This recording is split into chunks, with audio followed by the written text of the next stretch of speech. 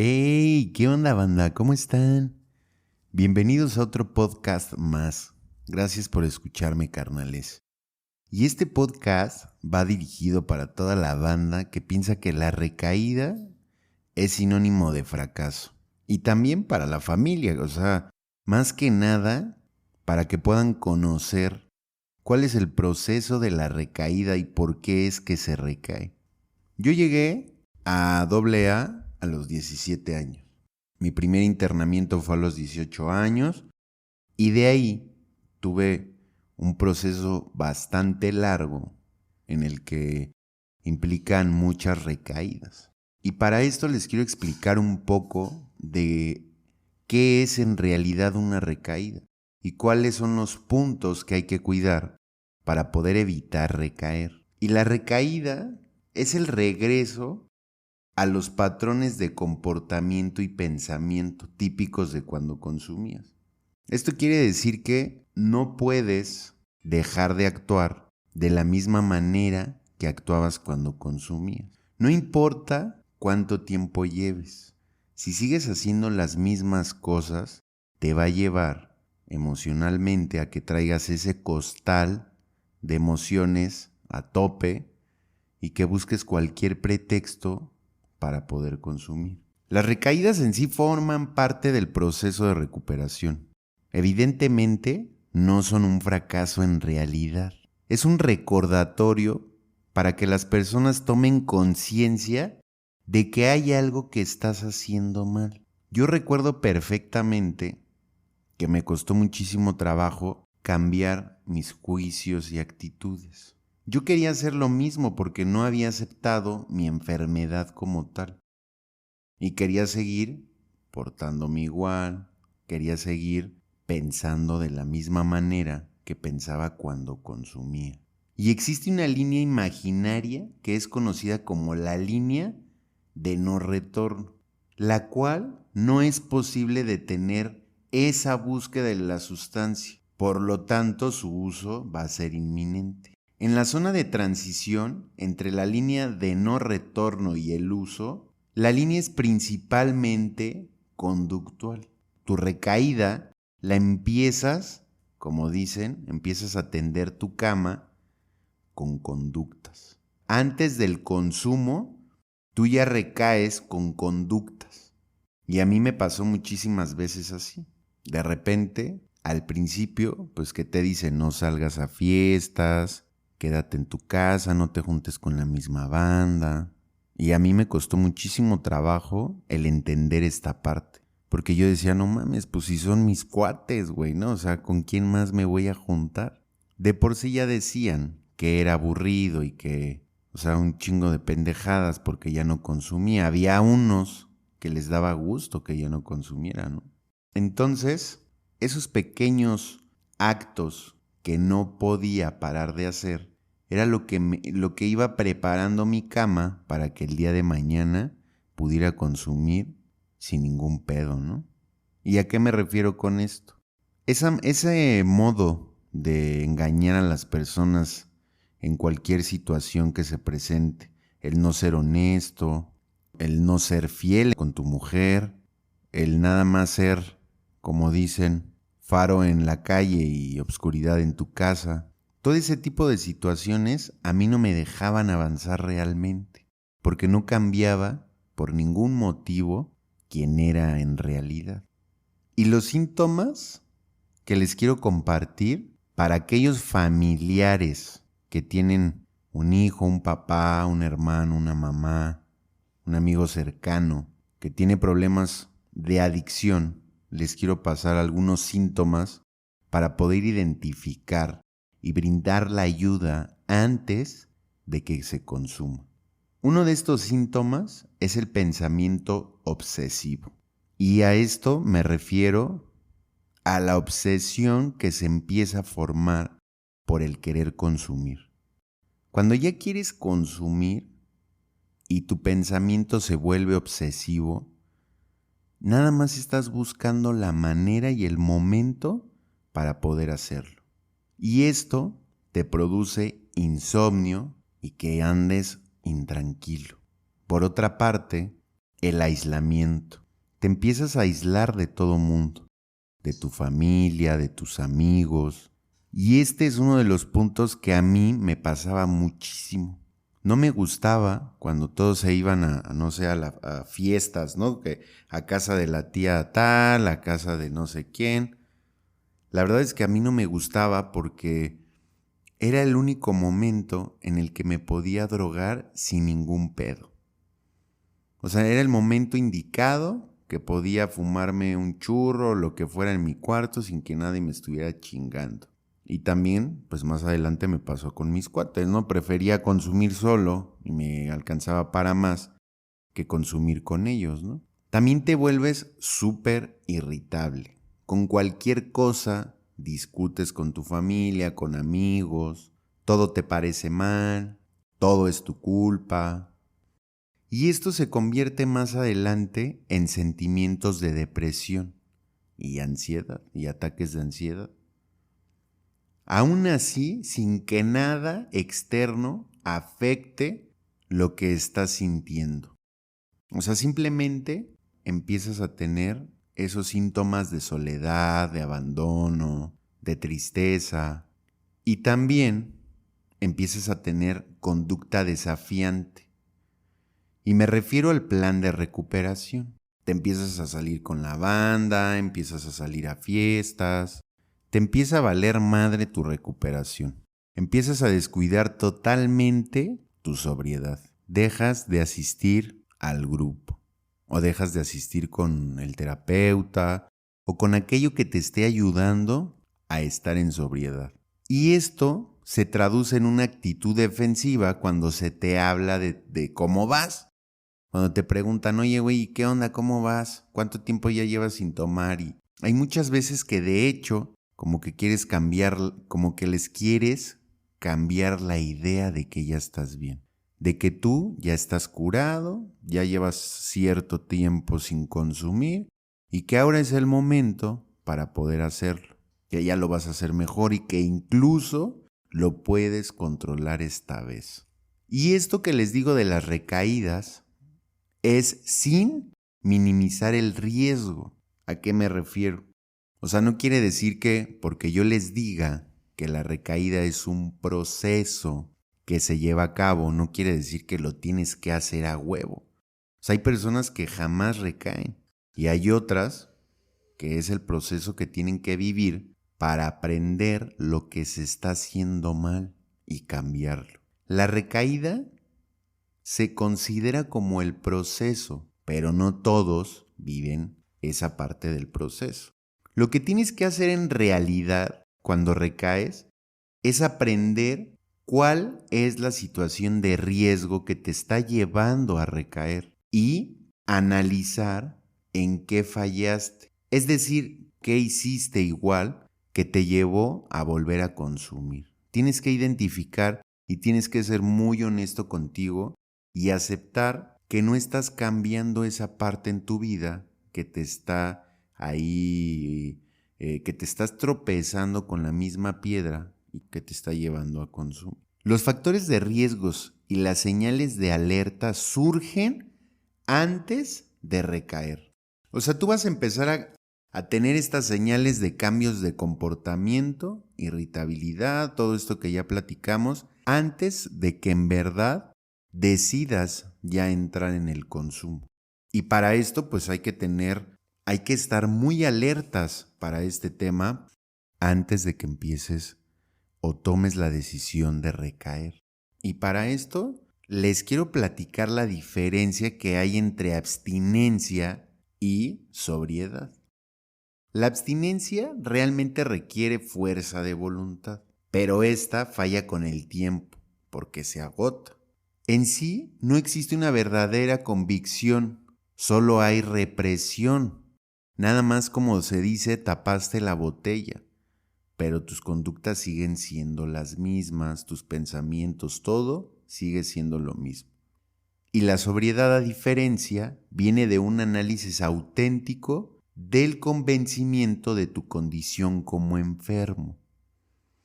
Y esto a mí me costó muchísimo trabajo como tal aceptar que mi pedo era que tenía una enfermedad, que esto me iba a llevar siempre a lo mismo. En algunos de mis podcasts ya les he contado, ahora sé que es parte de mi proceso, me empecé a vender la idea de que mi verdadero pedo eran las drogas y no el alcohol.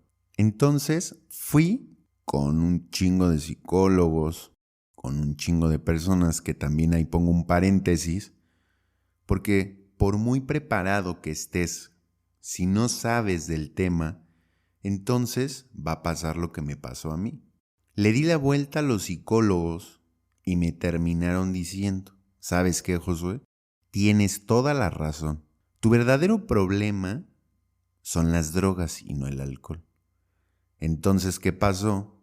Que obtuve como un permiso para poderme ir a consumir. Y pasó lo que tenía que pasar. Empecé tomándome una o dos. El fin de semana dije, chingón, ya lo controlé, no hay pedo. Ya ves, eres un chingón. Y al mes ya estaba otra vez consumiendo. Ya estaba consumiendo cristal, perico, marihuana. Otra vez volví a caer en lo mismo. Ahora, con la gran diferencia de que ya tenía una familia. Ya tenía una esposa, ya tenía 2 hijos. Ya era totalmente diferente a la última vez que había recaído.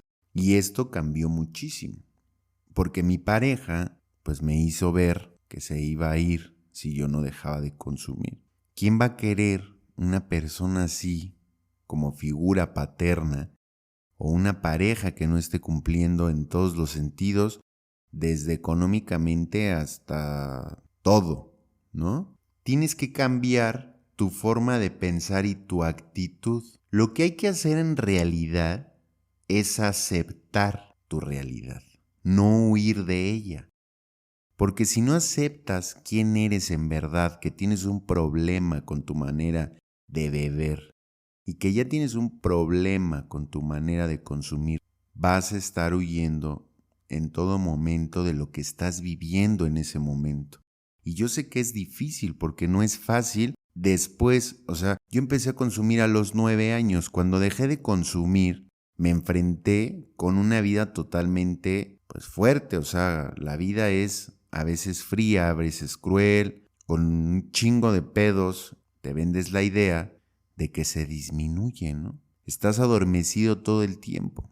Y como dicen en el grupo, bendita inconsciencia. Porque cuando ya haces verdadera conciencia de lo que estás viviendo y de cómo está tu vida, pues ahí es donde donde te empieza a dar ese pesar, ¿no? Yo de repente di vuelta atrás y me di cuenta que no mames, había perdido todos mis sueños, todas mis metas, ya no tenía sentido. Yo decía, no mames, ahora sí, ¿a dónde voy, güey? Después de haber consumido a los 9 años, pues perdí prácticamente esa parte de querer soñar, de querer ser alguien en la vida. Y lo único que tenía frente de mí era en una mano la caguama y en otra mano la bolsa de marihuana.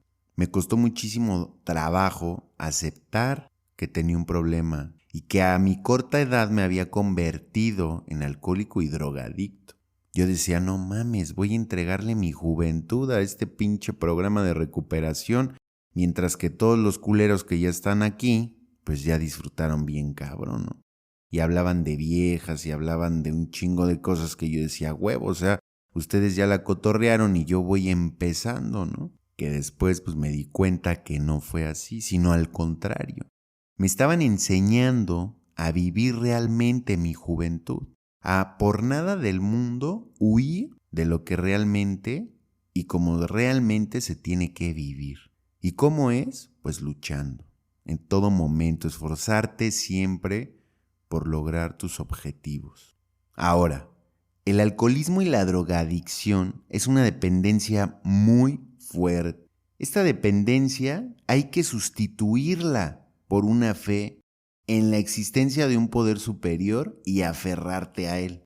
No tienes que dejar de beber por la familia, carnal, o por recuperar tu trabajo, o por una vieja, o por un güey. Simplemente, fuera de un poder superior, todos fallan, carnal. Y si lo haces por ellos, cuando las cosas fallen, lo más seguro es que volverás a consumir. Tienes que dejar de consumir por ti, porque tú lo deseas, porque deseas vivir diferente el día de hoy. La sobriedad emocional es simplemente tener control moderado y racional sobre tus emociones y sobre tus sentimientos. A diferencia de la abstinencia, que las emociones se reprimen. La sobriedad es saber hacer frente a las emociones difíciles, papá, como el miedo, el dolor, la tristeza, la frustración. Estas emociones que cuando estás sobrio las sientes al 1000% y te empieza a dar miedo. O sea, a mí me daba miedo que cuando ya me quise empezar a recuperar, me daba miedo no poder. Me daba miedo nada más pensar que tenía que cambiar mi vida y que ya no iba a poderme juntar con la misma banda, que ya no iba a poder salir, que ya tenía que tener obligaciones. Eso a mí me daba muchísimo miedo. Y me frustraba mucho porque, pues no sé ustedes, pero yo soy una persona que quiere las cosas rapidito, porque si no, la neta es que ya no las hago, ¿no? Que ahora, el día de hoy, pues ya esta parte pues cambió muchísimo, ¿no? Esta parte en mi vida pues realmente la empecé a cambiar. La abstinencia en sí es solo el punto de partida de la recuperación. O sea, necesitas estar en abstinencia para que toda la información que te va a entrar, todo lo que vas a empezar a aprender, lo puedas discernir en tu mente. Lo puedes empezar a entender, todo lo que vas aprendiendo en el grupo, todo lo que vas aprendiendo con el terapeuta. Eso es el punto de partida para la recuperación. Entonces, primero viene la abstinencia y después, con el tiempo, empiezas a obtener la sobriedad. Una de las claves, jamás dejar de intentar. Y hice por ahí un podcast de eso. La clave está en no dejar de intentar y no rendirte por ningún motivo y circunstancia y empezarte a llenar con esos pensamientos de no voy a poder, ya para qué lo hago, mi vida es una mierda.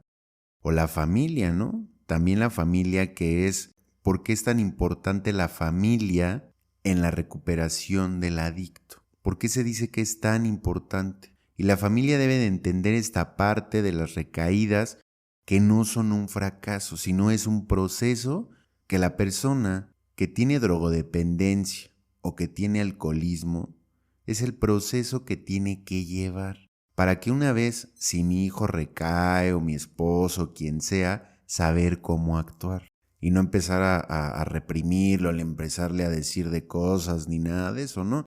Simplemente dar la ayuda con amor para que él pueda cambiar. Para cerrar el tema, número 1, las recaídas son un proceso que no hay que minimizar, simplemente hay personas que las tienen y hay personas que no. ¿Cómo evitar recaer? Empezar a trabajar en la sobriedad emocional para que puedas volver más fuertes los puntos como el miedo, como la soledad, la tristeza, la frustración, todos estos puntos para que el día de mañana, cuando vayas a buscar un trabajo y no te lo den, pues no te vayas a beber. O el día de mañana, cuando vayas a cerrar un negocio y a la mera hora no se te dé, pues no te vayas a beber. O cuando de repente te des cuenta de que estás solo realmente por todo lo que hiciste. Debes de tener fuerza. No debes de hacerlo por nadie. Simplemente es una decisión que tú debes de tomar, el querer cambiar. Y esto es un proceso, o sea, nadie es perfecto. Nadie es perfecto ni te tienes que frustrar buscando la perfección. Y es que la cago aquí y es que la cago allá. O sea, simplemente tienes la oportunidad día con día de ir cambiando esa actitud o ese pensamiento, lo que sea que te esté llevando a estar frustrado y que no te deje avanzar. Y ya para despedirme, banda, les quiero decir que nos visiten en nuestra página oficial BIN-AC. Ya les he comentado, es una asociación sin fines de lucro y nuestra idea es poder estar al alcance de cualquier persona, con los mejores terapeutas, los mejores consejeros en adicciones, Estamos para ustedes 24 horas del día, 365 días del año. Acabamos de meter un servicio que es el servicio ambulatorio, donde no es necesario que te internes, sino que hemos creado un programa de recuperación donde te permite estar desde tu casa, dependiendo del grado de adicción, te permite estar en tu casa sin tener que internarte. Pero para esto, para que no se malinterprete, se necesita hacer una valoración de la persona y poder determinar desde ahí si necesita un internamiento o con el servicio ambulatorio puede dejar de consumir. Visítenos en nuestra página Bean AC. Estamos como Power Bean AC en Facebook y en Instagram como Bean AC. Y pues bueno, banda, compartan este mensaje para todos esos carnales que pues no pueden dejar de consumir. No hay que desalentarlos, no hay que olvidarlos, simplemente hay que ayudarlos con amor y decirles y hacerles saber que no están solos. Simplemente ese es el proceso que deben de llevar y nosotros, como sus personas más cercanas, pues ayudarlos, empujarlos un poquito para que quieran tomar esa decisión de poder vivir diferente. Saludos carnales, les mando un fuerte abrazo. Yo soy Yemalita, consejero en adicciones. Hasta pronto, carnales.